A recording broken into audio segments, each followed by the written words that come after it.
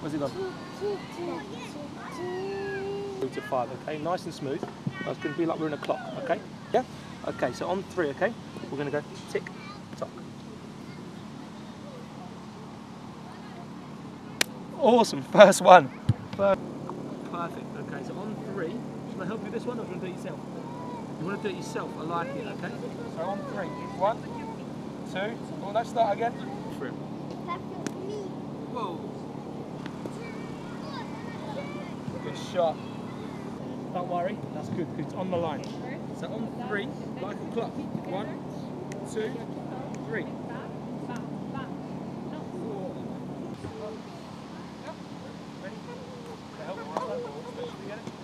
Okay, where are we going to stand? Talk like a soldier. Little step, little step. You got the camera crew watching. That wasn't bad. Not bad. Do you want to have another go?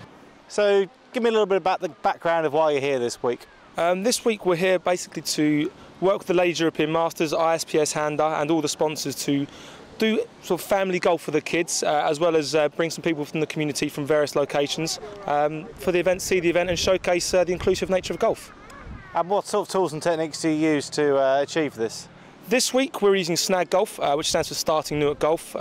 This is just an easy way of learning. It's colour coordinated, it's numbered, it's worded, and it basically ties in with everything that we do in the community.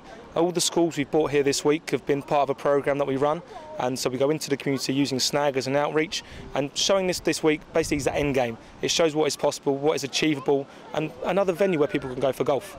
Why golf? Why should they get interested in golf? It's the most inclusive game made exclusive by a lot of people. But golf is the only game, if you think about it, that 3 generations of your family can play together. Regardless of age, disability, gender, doesn't matter. In sport, there's a handicap in golf. Doesn't matter what that is, everyone can compete and play against each other.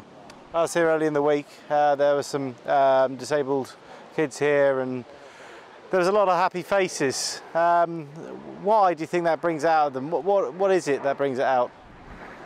In my honest opinion, it stems from the way we interact with the children, the opportunity we provide. But in sport, it's very easy to hide in a team game, and the level of success that golf can bring and the way we teach it, it's a very low form of success, but it's success. No matter it could be hitting the ball, it could be hitting the target. It's success, and it's finding that achievable success at a young start, an early start, and because they're new to the game, they need to know that they can do it. And there's nothing worse in trying to play football and no one passes to you. With golf, with using this equipment, it's very easy to succeed, and everyone smiles when they succeed.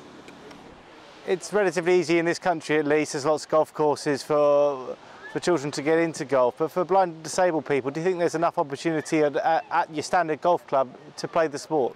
Yes and no. Yes and no. And I'll be honest, there's a lot of stigma attached to the game. It's seen as a white middle-class sport, which is not accessible to a lot of people. But in effect, what we're doing at the Golf Trust and what ISPS Handa are doing is breaking those barriers. I mean, there's a lot of courses around. There may be a small number that are amazing in what they do. And what it takes is dedicated people. It needs more role models, if I'm honest. People need to stand up and be counted. Role models need to take on the job, and they will. And that's what's happening. The last year has been incredible in the growth. I mean, this week I've seen it. We've got an ambassador for us called Chris Foster. He came over, he's got 1 leg amputation, and I'm not going to lie, the kids just were stunned at how good he was. And people need to stop fearing disability. It's a sport. Enjoy it, live life, and that's the thing. It is just a sport. It's a social game, and the more people start to see it, the more people recognise that there is a handicap in golf. It doesn't matter if you're 28 or scratch, if you're Tiger Woods or you're a beginner. Anyone can beat anyone, regardless of anything. Yeah, we saw this guy out this week playing in the Pro-Am actually. He had, well, his arms weren't quite normal, if you like, and he was amazing at golf. He was absolutely amazing. He put me to shame, put it that way. The level of ability you can reach, even being blind or disabled, there's almost no limit. Exactly. I mean, if you shut your eyes, the ball still sounds the same off the club face. The scorecard paints no pictures. End of the day, golf's a game. You play golf, you have a beer, you're laughing, you're smiling, you talk about the good shots, you talk about the bad shots. But the key is, not everyone will reach a golf course, which is where we find the most important bit of our work is that level away from the golf course, it's learning away from the golf course. The biggest fear factor I find is not with the guys who play golf, it's the parents of young children who they fear won't be included. And by breaking that barrier, by showing that the child will smile, the child will succeed, they've got an extra avenue to go down. And obviously the guys you saw on the Pro-Am, those guys are huge role models for these guys, that anything is possible and they should never doubt themselves.